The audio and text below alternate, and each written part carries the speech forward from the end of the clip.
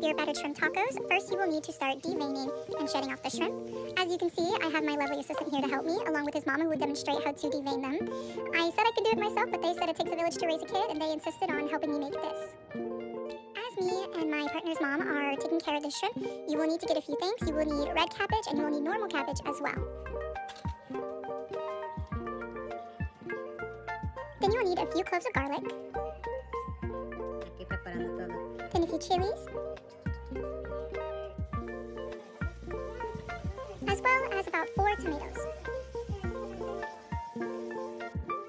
Then we'll use 1 whole lime. If you prefer more, then that's completely fine. It's really all up to your taste and what you prefer. You also need a red onion, as well as a generous bundle of cilantro. Once you get that done, you want to finely chop all of your ingredients. For the cabbage, you want it to be very small pieces. Oh, look, there's me in the background with the shrimp. Then again, you want to do the red cabbage next. Look at him really get into it. As you can see, he starts to finely shred them and then put them to more bite-sized pieces. Right now, we are making a slaw. It kind of tastes like pico de gallo. In many Latino families, cooking together is seen as a form of bonding and showing that you care for each other. And what better ways to bond with each other than over a good meal together?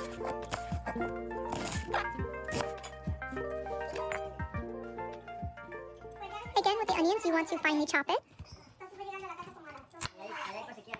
As you can see, he uses a technique where he halves it, and then he makes small slits that don't go all the way through the onion, and then he makes cuts on the opposite end so they come out nice and cubed. It really cuts down the amount of cutting work. Honestly, I didn't even know about this, so this would have made my life a whole lot easier if I had known this sooner. Then you want to repeat the same thing with the peppers. No, she's saying that she's going too fast, that's why.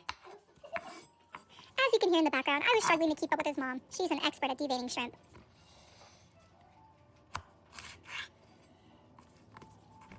Another good pointer is when you cut, especially with peppers, to have some gloves on. That way you don't risk directly touching your eye with the pepper. I have done that before, and trust me, it is not a fun experience.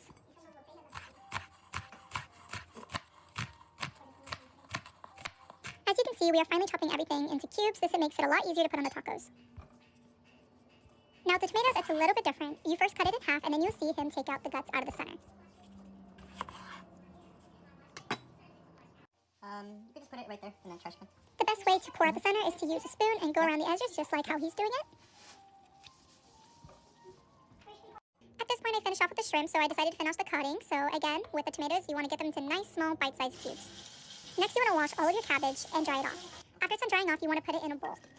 As you can see, this bowl was a little bit too small, so we switched it to a bigger bowl before adding in our tomatoes. As you can see, I was struggling. I should have just turned the cutting board. Then we'll be adding the garlic. I was just going to mince up the garlic, but he introduced me to this garlic masher. It made everything so much easier.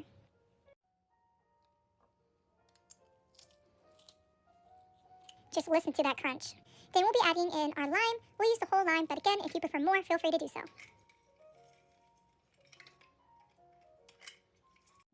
Nextly, we will add our salt. You can really just eyeball it. It's about 2 tablespoons depending on the portion, and then nextly, you will add your pepper as well. You just want to get it all in there. Next, you want to give it a generous toss. I have weak wrists, so I handed this back over to him as well.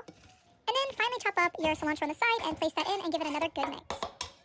Next, we're going to make our chipotle mayo. You'd want to put in about 2 big spoonfuls of mayonnaise and as well as sour cream.